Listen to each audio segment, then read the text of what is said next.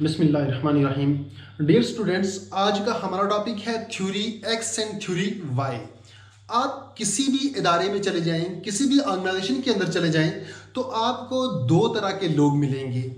एक वो जो रिस्पॉन्सिबल नहीं होंगे, जो काम चोर होंगे, और दूसरे वो लोग जो रिस्पॉन्सिबल होंगे, अपने काम को बड़े अच्छे तरीके से कर रहे होंगे।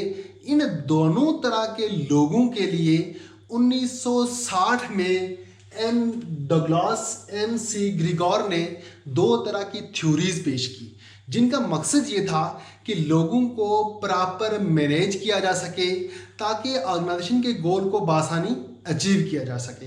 आइए हम देखते हैं कि वो थ्योरी एक्स और थ्योरी वाई क्या थी, उनमें क्या क्या कहा गया था। थ्योरी एक्स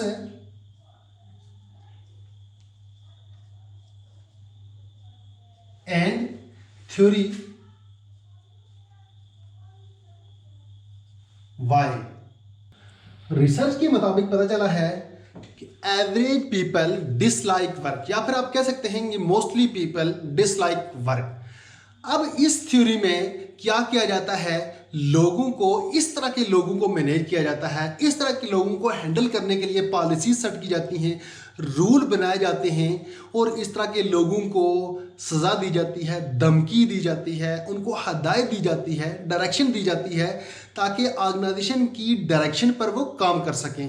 और इस तरह के लोगों को हैंडल करने के लिए जो पॉलिसीज़ बनाई जाती हैं वो थ्योरी एक्स में डिस्कस की जाती हैं। इसके बाद जो थ्योरी वाई है, थ्योरी वाई में इन लोगों को मैनेज करने की कोशिश की जाती है, उनको मैनेज करने की तरतीब दी जाती है जो रिस्पॉन्सिबल होते हैं, जो काम से बचने की कोशिश नहीं करते, वो क्रिएटिव माइंड होते हैं, वो काम से दिलचस्पी रखते हैं और ऑर्गेनाइजेशन के लिए बहुत हेल्पफुल साबित होते हैं।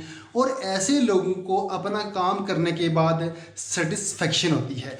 अब हम इन दोनों थ्योरीज को डिफरेंशिएट कर देते हैं कि थ्योरी एक्स और थ्योरी वाई में क्या डिफरेंस है। इस टेबल की मदद से हम देखते हैं कि इन दोनों में क्या डिफरेंस है। Assumption about people work administrative policy, कि उन लोगों का काम किस तरह होता है और एडमिनिस्ट्रेशन उनके लिए किस तरह की पॉलिसी तरतीब देती है। इसी तरह थ्योरी वाई में एजम्पशन अबाउट वर्क, उनका काम किस तरह का है और एडमिनिस्ट्रेशन किस तरह की पॉलिसी बनाती है। ये जो लोग हैं थ्योरी एक्स में, नंबर 1, ये नेचुरली लेजी, ये फितरतन ये सुस्त होते हैं, ये लेजी होते हैं, अवॉइड वर्क, काम से बचने की कोशिश करते हैं। और इनके लिए किस तरह की पॉलिसी बनाई जाती है, इनको ड्राइव किया जाता है, इनको मोटिवेट किया जाता है। इसी तरह हम थ्योरी वाई में नेचुरली एक्टिव, ये लोग एक्टिव लोग होते हैं, ये इनमें ये चुस्त होते हैं, ये हर काम बड़े ढंग से करने की सलाहियत होती है इनमें। एडमिनिस्ट्रेशन पॉलिसी किस तरह की होती है, इनको लीडरशिप प्रोवाइड की जाती है और इनको रास्ता बताया जाता है, इनको गाइड किया जाता है, ये खुद ब खुद अपना काम करना स्टार्ट कर देते हैं। इसी तरह डिपेंडेंट होते हैं, ये दूसरों पे डिपेंडेंट होते हैं, ये खुद से कोई काम नहीं करते। डायरेक्ट देम, इनको डायरेक्शन दी जाती है। ये थ्योरी वाई में ये इंडिपेंडेंट होते हैं, ये आज़ाद होते हैं। यूज सेल्फ डायरेक्शन, ये खुद से अपनी डायरेक्शन का तयन कर देते हैं कि हमें किस सिमत में जाना है, हमने ये काम किस तरह से करना है। इसी तरह फिर नंबर 3 पे देखते हैं, ये हैव अ फिक्स्ड और set way of doing thing. इन जो काम करते हैं ये एक ही तरह से काम करते हैं, बस उसमें ना वो अपना रास्ता बदलते हैं, ना वो काम की तरतीब बदलते हैं, बस जिस तरह से काम हो रहा है, जिस तरह से काम चल रहा है, ये उसी तरह से लगे रहते हैं। इनमें कोई नई चीज़ नहीं आती, कोई जिद्दत नहीं आती, कोई नया तरीका नहीं ढूंढते कि हमने प्रोडक्शन को किस तरह इम्प्रूव करना है, हमने अपने काम को किस तरह से बेहतर करना है। ये बिल्कुल इस तरफ नहीं सोचते। और क्या करना, प्रोसीजर इन वर्क, इनको प्रोसेस बता दिया जाता है, इनके लिए एक डायरेक्शन होती है कि किस तरह से काम करना है। इनको एडमिनिस्ट्रेटिव पॉलिसी जो होती है वो बताती है कि आपने इस तरह से वर्क करना है। उसके बाद थ्योरी वाई में क्रिएटिव माइंड होते हैं ये लोग, ये नई नई चीज़ें तहलीक करते हैं, हर नया रास्ता ढूंढने की कोशिश करते हैं। इनको इनके लिए जो पॉलिसी होती है इनको इनकरेज किया जाता है, इनकी हौसला अफजाई की जाती है। फिर number 4, resistance to an authority. ये अपनी जो अथॉरिटी है, अपनी लीडरशिप है, जो इनके साथ जो हायर जो लोग होते हैं, इनके ऊपर जो टॉप लेवल पे होते हैं, उनसे नीचे होते हैं, ये थोड़ा सा रेजिस्टेंस होती है इनमें। ये इनकार करते हैं, मैंने ये काम नहीं करना। ये हर काम में वो अपना लेजीपन, सुस्तपन जो होता है वो शो करते हैं।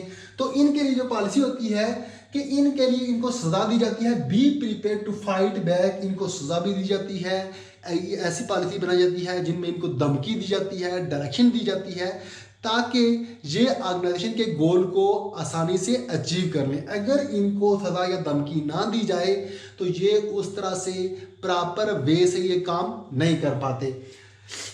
ये वफादार लोग होते हैं। थ्योरी वाई में कोऑपरेशन, इनके जो पास के लिए जो पॉलिसी होती है उसमें कोऑपरेशन होता है। फिर इसी तरह शॉर्ट साइटेड होते हैं, प्लान फॉर देम, इनके लिए प्लान किया जाता है, जो पॉलिसी है इनके लिए प्लान बनाया जाता है। कैपेबल होते हैं थ्योरी वाई में। एंड ब्रॉड विजन, इनके लिए इनका जो विजन है वो ब्रॉड विजन होता है। और पॉलिसी में इनके लिए plan and decide with them, जो पॉलिसी बनाई जाती है इनको साथ लेके चलते हैं, इनके मुताबिक पॉलिसी बनाते हैं, इनसे डिसीजन भी लेते हैं। ये theory X and theory Y की शॉर्ट सी वीडियो थी। उम्मीद करता हूँ कि आप इस थ्योरी को समझ गए होंगे और इन्हीं पॉइंट्स को लेके आप बाकी पॉइंट्स भी खुद से बना सकते हैं और इसको समझ गए होंगे। मेरा मकसद ये था कि आप इस थ्योरी का असल मकसद समझें। बाकी आप जो इसकी समरी है, आप इसकी कहानी है, आप इसकी एक्सप्लेनेशन खुद अच्छे अंदाज में कर सकते हैं, मैं उम्मीद करता हूँ। तो मिलते हैं नेक्स्ट वीडियो में, तब तक के लिए अल्लाह हाफ़िज़।